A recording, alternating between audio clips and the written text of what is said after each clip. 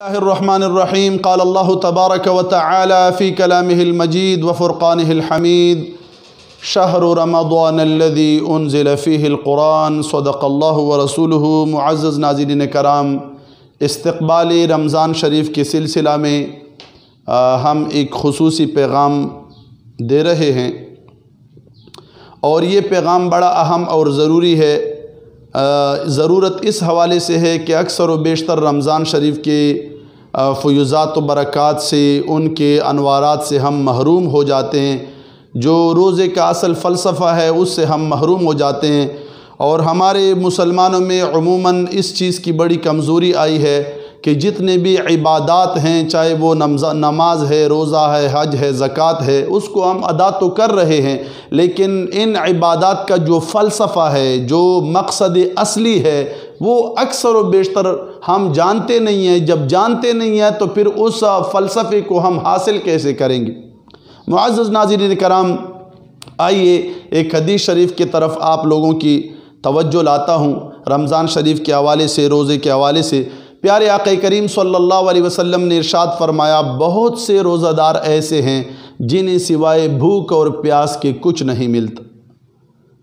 سوال یہ ہے، سحری سے افطاری تک روزہ بھی رکھا ہوا ہے اور ثواب بھی نہیں مل رہا، روزے کا مقصد اصلی بھی نہیں مل رہا، سوائے بھوک اور پیاس کے جو رمضان شریف کے فیوزات و برکات ہیں ان سے محرومی ہو رہی ہے، یہ کیوں؟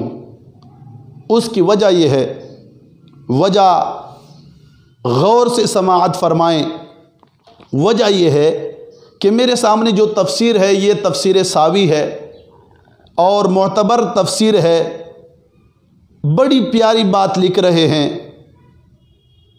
آپ سماعت فرمائیں۔ فرمایا، فَإِنَّ فِي الْإِنسَانِ ثَلَاثَةَ أَشْيَاءَ قُوَّةً شَهَوِيَّةً وَقُوَّةً غَصْبِيَّةً وَقُوَّةً عَقْلِيَّةً فَبِالْأُولَيَيْنِ يَحْصِلُ النَّقْصُ وَبِالْأَخِيرِ يَحْصِلُ الْكَمَالُ وَالْفَضْلُ۔ بڑی پیاری بات آپ نے فرمائی۔ آپ نے فرمایا، انسان کے اندر اللہ پاک نے 3 قوتیں رکھی ہیں،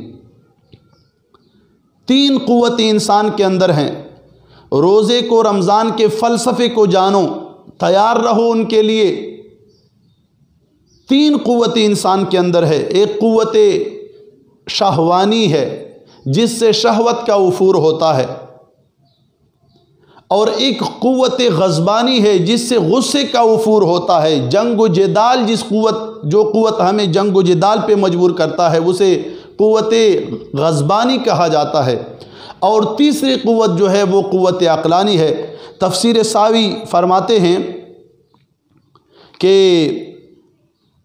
فَبِالْأُولَيَيْنِ يَحْصِلُ النَّقْصُ، جس قوم پہ، جن افراد پہ قوت شہوانی اور قوت غضبانی کا غلبہ ہو، ہمیشہ شہوت کے پیچھے رہتا ہے، ہمیشہ شیطانی اعمال کے پیچھے رہتا ہے، ہمیشہ غلط فکر لیے پھرتا ہے، اور ہمیشہ قوت غضبانی کا عفور ہوتا ہے، گالی گلوچ دیتا ہے، جنگ و جدال کرتا ہے، خون خرابہ کرتا ہے۔ آپ نے فرمایا اس سے نقصان حاصل ہوتا ہے، یہ قوم کبھی ترقی نہیں کر سکتی، یہ جوان کبھی ترقی نہیں کر سکتے، نہ دنیا میں نہ آخرت میں، دونوں کامیابیاں نہیں ہیں۔ لیکن فرمایا اگر تیسری قوت پہ اسے دسترس حاصل ہو، قوت عقلانی، جو دونوں قوتوں کے مخالف قوت ہے، عقل کی قوت جو ہے، اگر وہ غالب ہو، فرمائے اس سے کمال ملتا ہے، فضل ملتا ہے، ترقی ملتی ہے، دنیا بھی آپ کی سنور جائے گی، قبر کی زندگی بھی اور آخرت بھی آپ کو مل جائے گا۔ معزز ناظرین کرام، بڑی توجہ کی بات ہے، سماعت فرمائیں۔ ایک ڈاکٹر کی تحقیق ہے، بڑی اچھی تحقیق ہے، قرآن و حدیث کے مطابق ہے۔ جیسے تفسیر ساوی نے لکھا انسان کے اندر 3 قوتیں ہیں، تو ایک ڈاکٹر نے مجھے کہا کہ جیسے آپ حضرت فرما رہے ہیں تفسیر ساوی سے، انسان کی تخلیق اور باڈی بھی اسی لیول کی بنی ہوئی ہے۔ وہ کیسے؟ بڑی پیاری بات کر دی کہ انسان کے اندر ایک حصہ یہ ہے جو چہرے اور سر کا حصہ ہے، یہ قوت عقلانی کا حصہ ہے۔ پھر اس کے بعد یہاں تک درمیان کی جو باڈی ہے یہ قوت شہوانی، قوت غضبانی کا حصہ ہے، غصے کا عفور یہاں سے ہوتا ہے۔ اور پھر فرمائے جو نیچے کا حصہ ہے جو شرمگاہ کے ساتھ متعلق ہے وہ قوت شہوانی کے ساتھ ٹچ ہے۔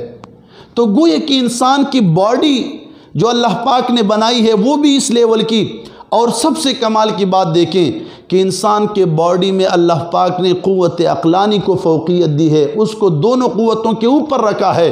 گویا انسان کو اپنی باڈی بھی یہ تعلیم دے رہا ہے کہ قوت عقلانی کو فوق رکھو، قوت شہوانی اور غضبانی کو مغلوب رکھو، اور قوت عقلانی کو ترجیح دو، عقل پہ فیصلہ کرو۔ اس نورانی مخلوق جو عقل ہے اس کے مطابق فیصلے ہونے چاہیے۔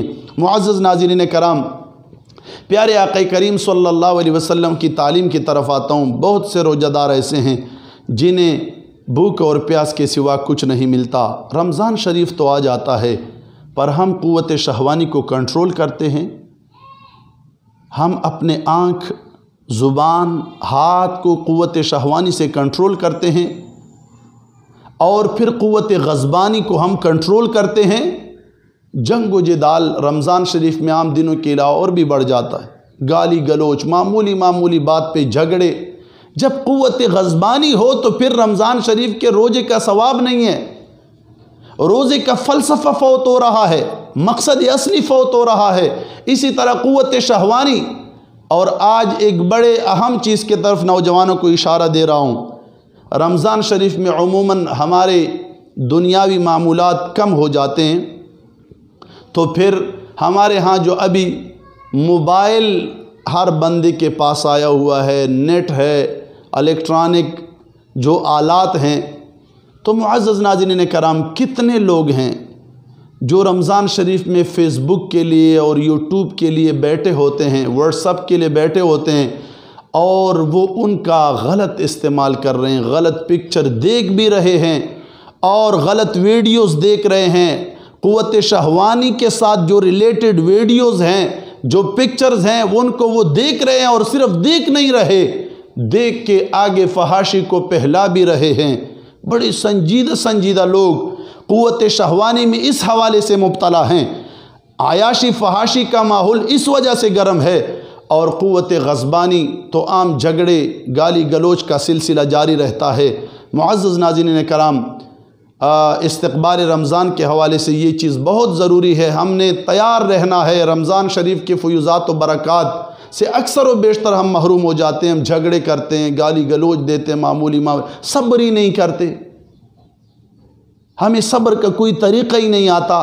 پھر جب ہم یوٹیوب کے لیے بیٹھ جاتے ہیں، فیس بک کے لیے بیٹھ جاتے ہیں، پھر فحش تصویریں، پکچرز اور فحش ویڈیوز خود بھی دیکھتے ہیں، آگے شیئر بھی کرتے ہیں۔ ایسا ہرگز نہیں کرنا۔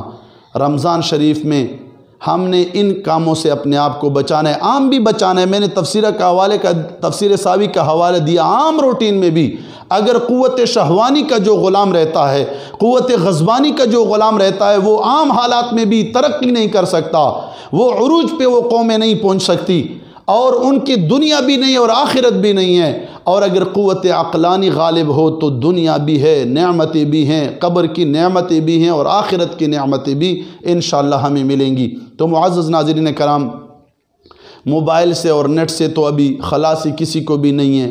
پہلے تو لوگ ایک ٹی وی گھر میں پڑی رہتی تھی، اس کو رمضان شریف میں بند کر لیتے تھے۔ اب تو گھر کے جتنے بھی افراد ہیں، چاہے وہ نارینہ ہیں یا زنانہ ہیں، مرد ہیں یا میل ہے یا فیمیل ہیں، سب کے پاس موبائل کی سہولت موجود ہے اور نیٹ عام ہے۔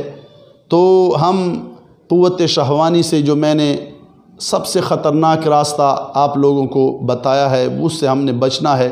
کیا طریقہ اپنانا ہے؟ الحمدللہ علماء اویلیبل ہیں یوٹیوب پہ بھی اور فیس بک پہ بھی۔ اس سلسلے میں انشاءاللہ ہم نے بھی یہ کار خیر سٹارٹ کیا ہوا ہے۔ یوٹیوب چینل ہے مفتی عثمان باچا کے نام سے، اور فیس بک پیج ہے ہمارا، اس کو آپ لائک کریں اور ہمارے ساتھ رہیں۔ انشاءاللہ یہ استقبال رمضان کے حوالے سے جو چند ضروری گزارشات تھے وہ میں نے عرض کر دی۔ رمضان شریف میں انشاءاللہ سحری میں بھی اور افطاری میں بھی ہم اپنے یوٹیوب چینل کے ذریعے اور لائیو جو فیس بک ہمارا پیج ہے ان کے ذریعے لائیو ٹرانسمیشن انشاءاللہ چلائیں گے.